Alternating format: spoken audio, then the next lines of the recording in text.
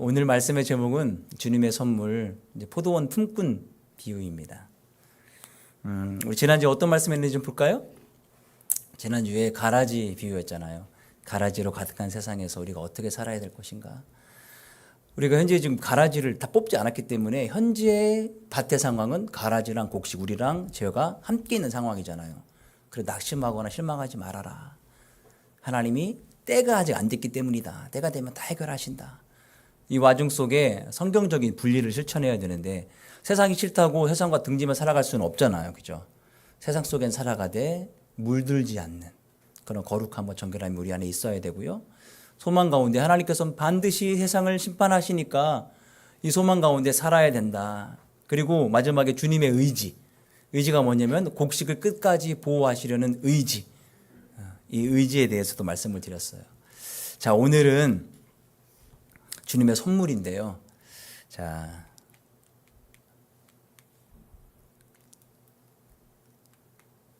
바벤트의 만찬이라는 영화를 아시는지요? 모르시죠? 저도 잘 몰라요. 본 적이 없어요. 하지만 굉장히 유명한 영화입니다. 은혜에 관련해서 설명할 때 이 이야기가 꼭 나와요. 굉장히 오래된 영화이지만 아카데미상도 받은 이 영화 얘기로 시작을 한번 해보겠습니다. 배경이 덴마크의 시골 바닷가예요. 이곳에 마르티나와 필리파라는 늙은 자매가 살고 있었습니다. 이들의 아버님은 목사님이었어요. 그런데 이 젊은 목사님은 돌아가신 지 오래됐고 두 자매가 결혼도 하지 않은 채 계속해서 이 마을을 아버지의 신념과 가르침으로 계속해서 섬기고 봉사하고 있었습니다. 마을 사람들의 삶은 다 초라해요. 가난하고. 그러니까 가난하고 초라한 두 늙은 자매가 더 가난한 동네 사람들을 섬기고 있는 거예요. 근데 이 두 늙은 자매에게도 한때 장래가 촉망되는 꿈들이 있었어요. 젊은 장교가 청원도 했고 또 오페라 가수랑 오디션도 하며 꿈을 키우고 있었단 말이죠. 근데 이런 걸 다 포기하고 물론 그 과정 속에 아버지의 어떤 강압적인 그런 것도 있긴 있어요. 근데 이건 다 넘어가겠습니다. 그래서 어느 날 이 둘 사이에 바베트라는 여자가 찾아옵니다. 예전에 자매 중에 한 명이 필리파를 가르쳤던 오페라 가수의 출전장 하나를 들고 와서 다짜고짜 하녀로 살겠으니 좀 같이 지내자는 거예요. 그것도 프랑스에서 왔어요. 아니 두 사람도 입에 풀칠하기가 어려운데 한 명 더 있으면 더 힘들어지잖아요. 하도 간청을 하니까 그럼 같이 삽시다. 그래서 같이 살게 된 거예요. 근데 시간이 지나서 엄청난 소식이 들려오는데 저 가운데 있는 바베트가 복권에 당첨이 돼요. 예전에 타놨던 복권이 1만 프랑 220억. 그러니까 이제 주변에 사람들이 드디어 인생에 낙이 오는구나. 저 사람은 분명히 돌아가겠다, 떠나겠다. 다 그렇게 생각을 했는데 뜻밖의 제안을 바베트가 합니다. 목사님 탄생 100주년을 기념해서 자기가 만찬을 열겠다는 거예요. 마을 전체에. 그리고 경비는 다 내가 되겠다.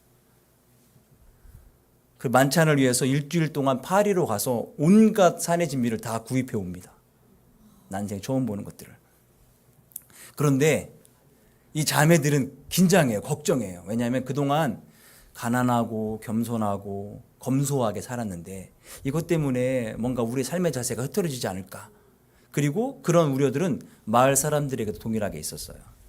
마침내 만찬의 날이 왔는데 사람들이 막 모이고 로렌스 장군이라는 장군도 멀리에서 와요. 이 로렌스 장군이 자매 중에 한 명이 마르티나에게 청혼했던 사람이에요. 근데 청혼이 거절되자 자기의 어떤 세상의 어떤 성공을 쫓았던 출세만을 따랐던 그런 사람인데 노인이 돼서 와요. 뭐 음식을 쫙 준비합니다. 놀라지도 않으셔. 그래가지고 식사를 하는데 왠지 엄격해요.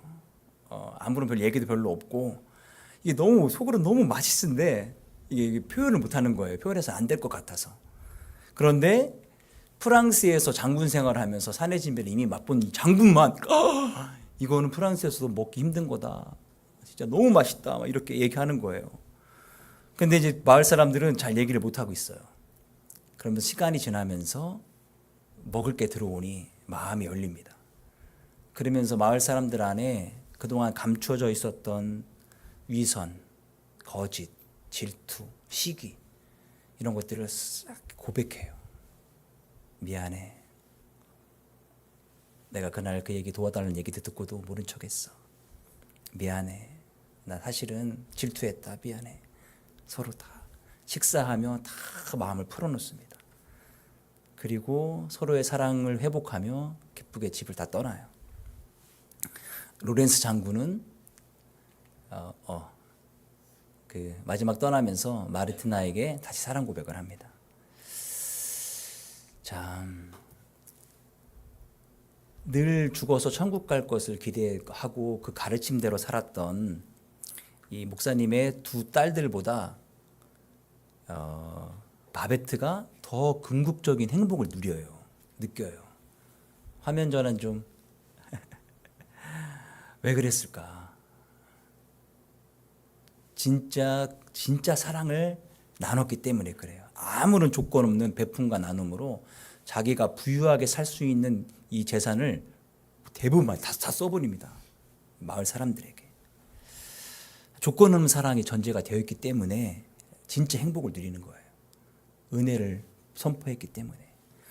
자, 우리나라 인천에서 당뇨와 갑상선 질환을 앓다가 실직한 30대 아버지하고 12살 난 아들이 마트에 들어가서 사과 6개와 우유 2팩을 훔치다가 잡혀요. 아버지가 막 떨고 아들은 울먹이고, 마트 주인도 너무 마음이 무거웠는지 처벌을 원치 않습니다. 경찰은 어떻게 하냐면 이 부자 데리고 가서 국밥을 사줘요. 그리고 신원 알 수 없는 사람이 굳이 국밥집까지 찾아와서 자신의 가진 전부 20만 원을 이 아버지에게 건네주고 가요. 그 일이 예전에 있었습니다. 세상의 빈곤은 부족해서 오는 것이 아니라 나눔이 없어서 오는 거예요. 우리 대한민국은 먹을 걸로 넘쳐납니다. 이게 적절히 나눠지지 않으니 굶는 사람이 있는 거예요. 타인의 고통을 공감하고 타인을 배려하는 삶만큼 가치 있는 삶이 있을까? 이 바베트가 요리 하나만으로 이 사랑을 전하고 증명한 거예요. 자, 오늘 이 얘기가 하나님의 선물과 무슨 관계가 있는가? 예수님은 천국은 마치라고 하며 천국을 설명합니다. 지난주에 천국에 계절이 있다고 그랬죠? 무슨 계절이라고요? 3월. 마치. 마치가 영어로 3월입니다. 네, 마치. 천국은 그래서 3월이다. 하나님 나라와 우리가 살고 있는 세상이 뭐가 다를까? 어떻게 다를까? 예수님이 다소 이상한 경제 현장의 이야기를 들려줍니다. 한 기업체 사장님이 일용직을 찾으러 나간 거예요. 그런데 이 시간을 지나 보니까 이 사장님에게 뭔가 다른 목적이 있는 것처럼 보여집니다. 주인이 처음 이른 아침에 나오는데 이른 아침이 6시예요. 새벽 6시. 품꾼들에게 하루치 일당 한 데나리온, 그 당시 통용되던 하루 품삯이에요. 이제 약속을 하고 고용을 합니다. 너무너무나 정상적이고 당연한 겁니다.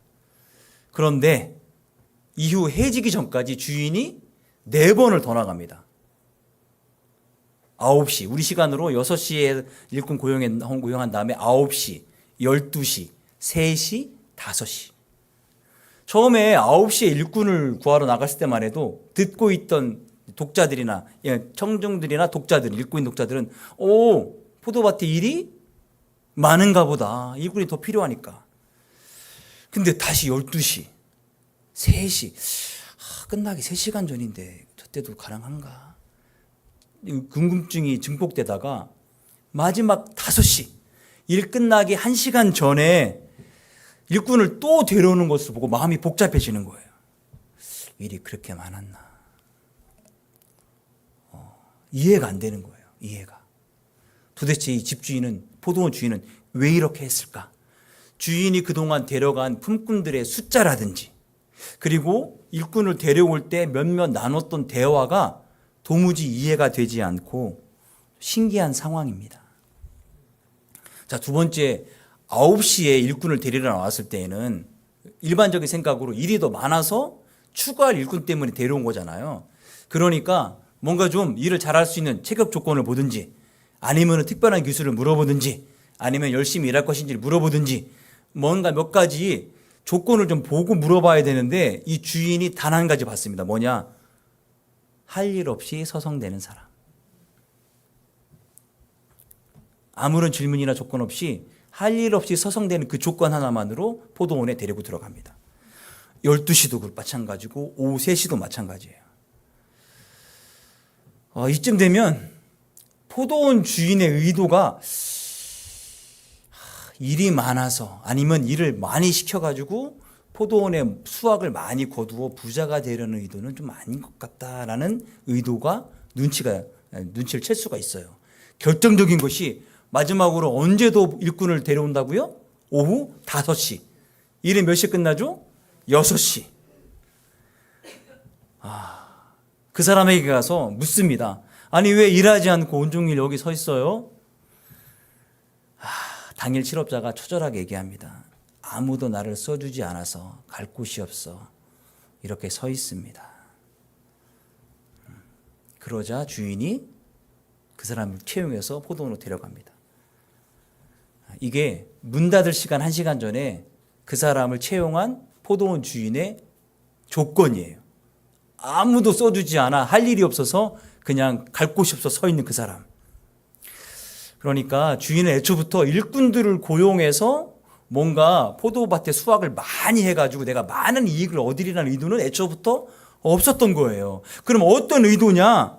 그저 포도원에 넣어서 일할 수 있도록, 생계를 유지할 수 있도록 그 사람에게 도움을 주기 위한 잔치를 열었던 거예요.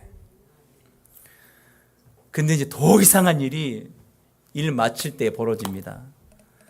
품꾼들을 고용할 때는 품꾼들 안에 갈등이 없었어요. 6시에 일하는 사람이나 9시에 와서 일하는 사람이나 등등등등. 일이 끝나서 이제 일당을 줄 때 한 귀퉁이에서 불만이 터져 나올 정도의 엄청난 일이 벌어집니다. 일 다 끝났으니까 일당 받아야 되잖아요. 청지기에게 제일 나중에 온 사람부터 일당 줘라 이렇게 말씀하니까 5시에 온 사람에게 일당을 주는데 얼마를 줬냐면 한 데나리온을 줍니다. 자, 이제 우리식으로 설명하면 주인이 새벽 6시에 나와서 약속한 일당이 뭐냐면 시급으로 1만 원. 그럼 12시간 일을 하면은 12만 원. 그렇죠? 5시에 와서 일한 사람은 시급으로 따지면 얼마 받아야 됩니까? 10,000원. 10,000원 받을 줄 알았는데 12만 원을 다 받은 거예요. 이게 웬 횡재야? 그걸 본 아침 일찍부터 온 사람은 어떤 생각을 했을까요? 저 사람이 12만 원 받았으면 나는 최소한 12만 원 플러스, 그죠? 그런데 결과는 똑같은 12만 원이에요. 이렇게 부당한 일이 있을까? 그렇죠? 이 사람이, 이 처음 일한 사람이 부당한 생각하는 거 너무너무나 당연합니다. 그렇죠? 그런데 불합리하진 않아요. 왜냐? 처음부터 주인하고 어떻게 약속했죠?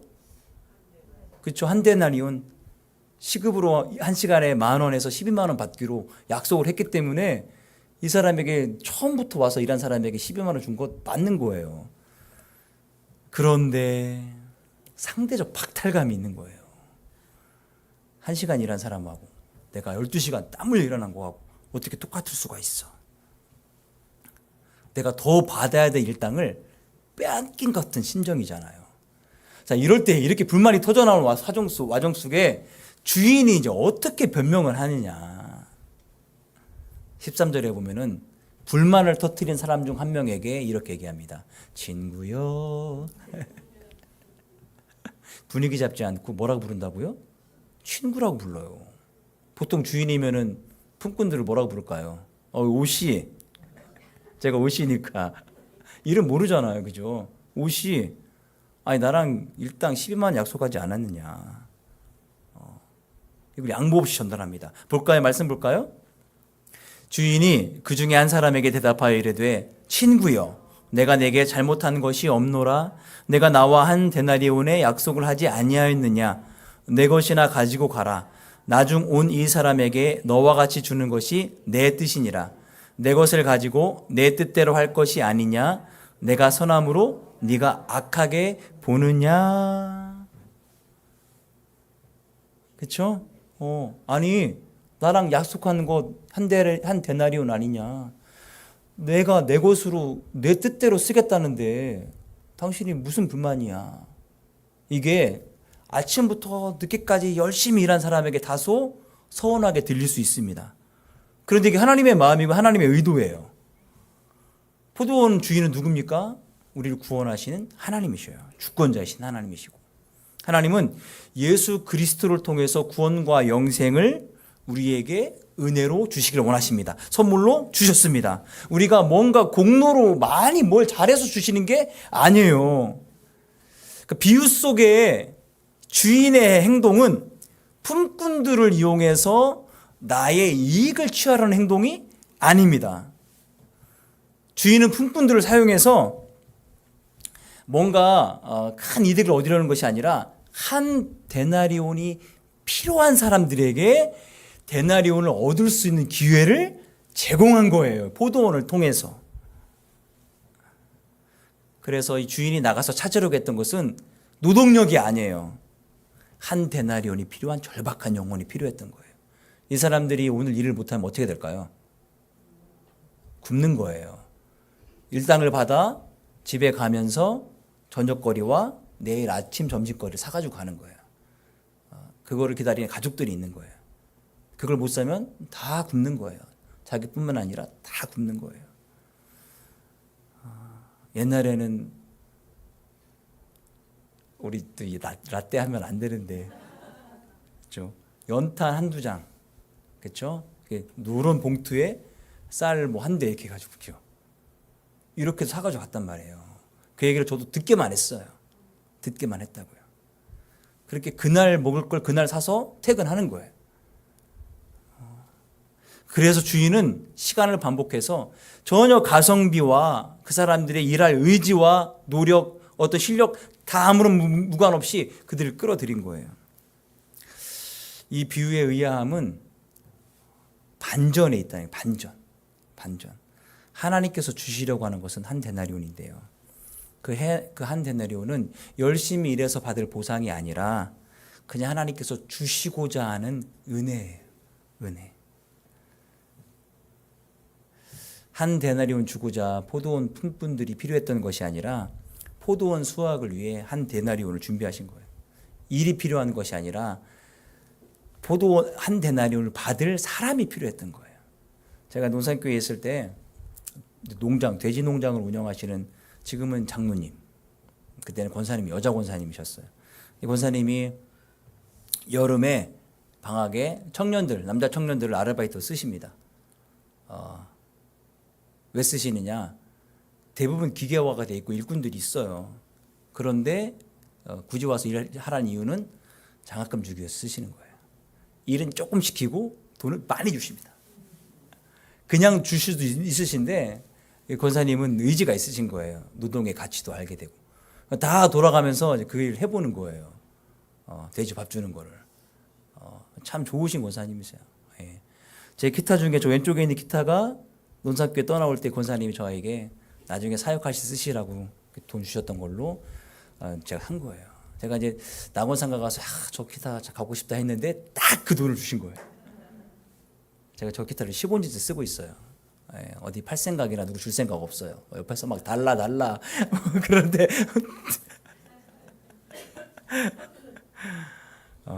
그렇게 은혜를 베푸신 분 바로 아버지의 마음과 같다라고 봅니다. 그런데 이걸 모른 채 경제 논리와 자기 노동의 가치를 당연하게 여겼던 사람들이 주인의 의지를 모르니까 불만과 원망을 터뜨린 거예요. 마지막 절이 근데 굉장히 신기해요. 마지막 절 볼까요?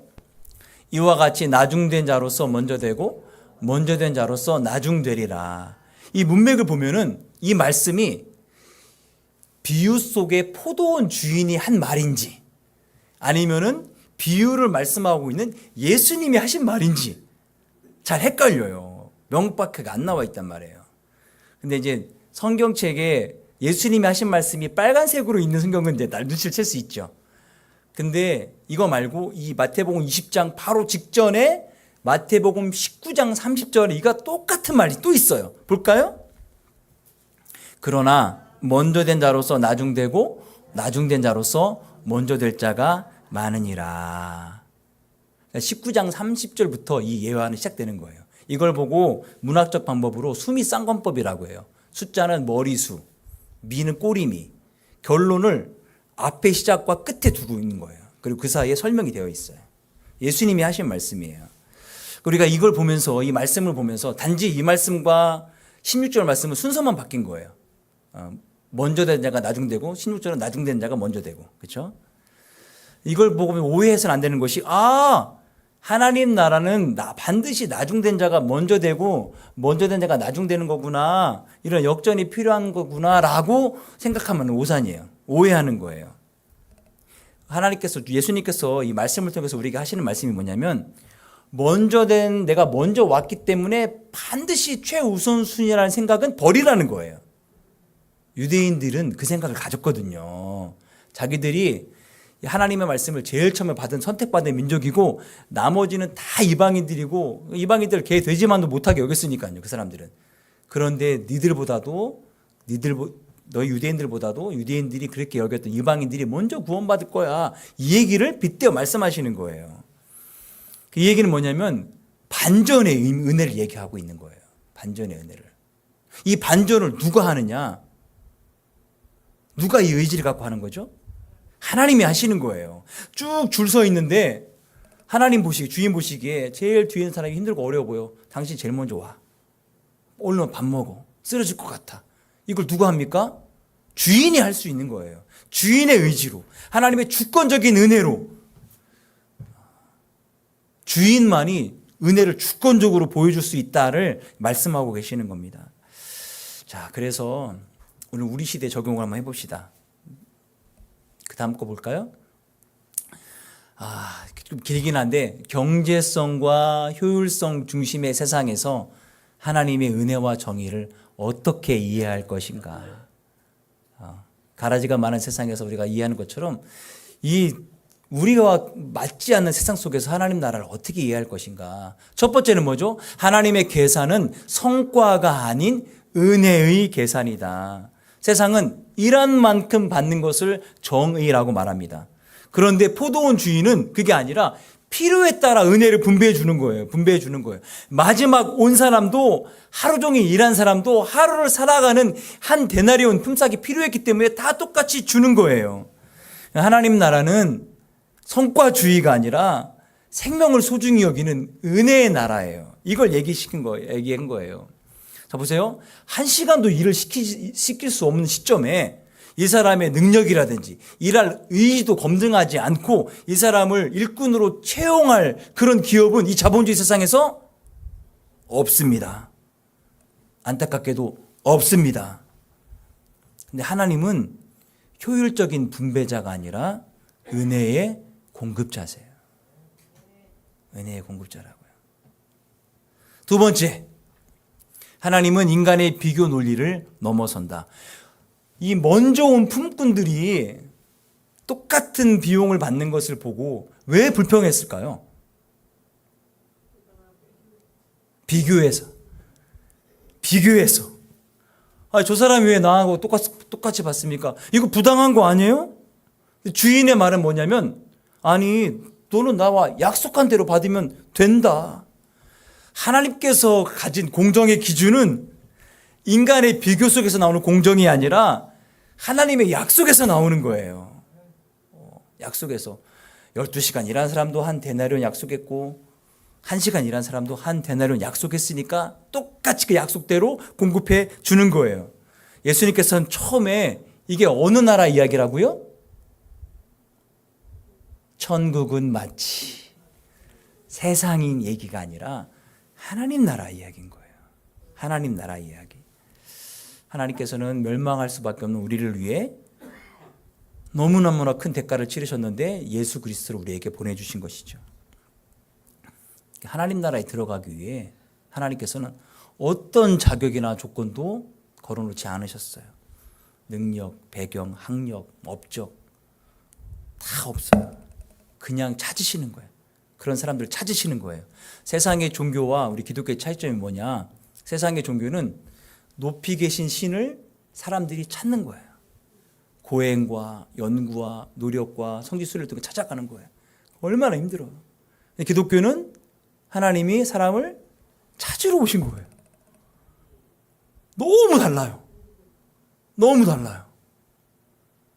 그러니까 같은 종교라고 얘기할 수가 없는 거예요. 문을 닫아야 할 마지막 그 순간에도 하나님께서는 일할 곳이 없어 서성이는 사람을 찾아 나서시는 거예요. 양 100마리 중에 한 마리가 길을 잃자 99마리는 길에 두고 그 한 마리 찾으러 가시는 거예요.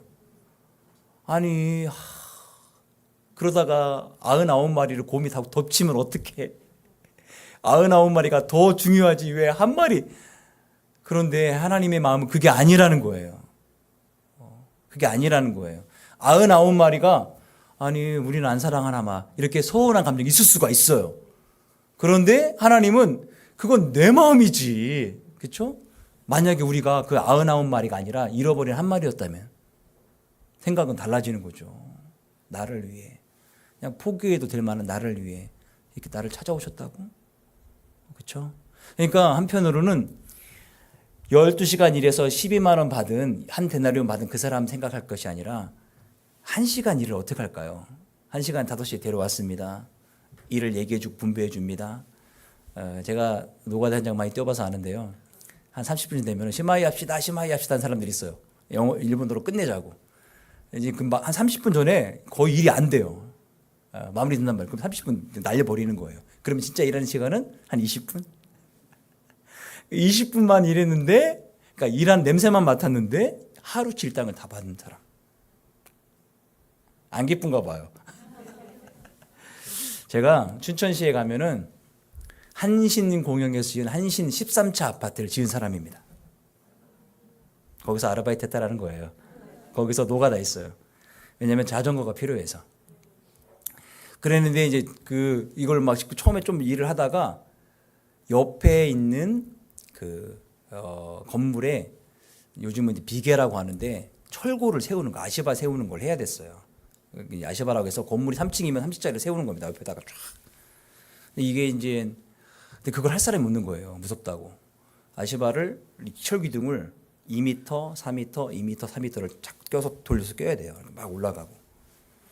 그런데 저는 무서운 높은 곳에 올라가는 게 안 무서운 사람인 걸 예전부터 알았어요. 왜냐면 성탄 트리를 달아야 하는데 교회 첨탑에 누가 올라갈 것인가 다 못 올라가는 거예요. 겁나서. 제가 한번 올라가 보니까 할만해. 별로 안 무서워요. 그래서 제가 늘 올라갔어요. 첨탑이 막 흔들리는 데고 가서 했단 말이에요. 근데 30대쯤 넘어서 내가 이거 언제까지 해야 되나 했는데 그때 마침 해병대 출신의 전도사님이 오셨어요. 노사교회. 우리 이택만 지금 목사님이신데 그분이 나중에 대신 올라가가지고 이제 편해졌죠. 그때 알았어요. 그래서 나는 별로 안 무섭거나 내가 해보겠다고. 그래서 제가 올라가서 했어요. 그 당시에는 뭐 안전거리 같은 거 없습니다. 불편하니까 다. 하고 나서 일당을 받는데 제가 그때 그냥 일반 잡부 일당이 5만 원 할 때인데 저는 12만 원을 받았어요. 아니 왜 했더니 이거는 기술이 있어야 된다는 거예요. 아시바 쌓는 기술이. 아무나 못 올라가고 한 손으로 들어서 이걸 딱 2m짜리 가벼워요. 6m짜리, 4m짜리를 6m짜리를 딱 껴서 돌리는 게 만만치 않아요. 그때는 힘 좀 썼습니다. 얼마나 감격스러운지. 그래서 제가 아시바 쌓는 걸로 돈을 제법 벌었어요. 5만 원 생각했다가 12만 원 받았는데 기분이 너무 좋더라고요. 그래서 저는 5시에 와서 일한 사람의 심정을 조금 이해할 수 있어요. 아유, 10,000원 생각했는데 12만 원을? 우리가 그런 사람이라는 거예요. 내가 아침부터 와서 열심히 일한 사람의 입장이 아니라 늦게 온 사람으로 생각해 보자는 거예요. 하나님이 우리를 찾으시는 이유는 우리가 필요해서가 아니라 우리를 사랑해서 우리를 찾으시는 거예요. 하나님은 일할 일꾼이 필요한 것이 아니라 한 데나리온이 받을 사람이 필요했던 거예요. 그래서 그 사람을 찾으신 것이죠. 세 번째, 하나님은 생산성보다 존재의 가치를 보시는 분이세요. 자, 효율 중심의 사회에서 생산성이 떨어지는 사람들은 가치가 없습니다. 안타깝게도. 가치가 덜해요. 효율성이 있는 사람은 가치를 더 받습니다. 그래서 그냥 일당 잡부는 그때 5만 원 받았는데요.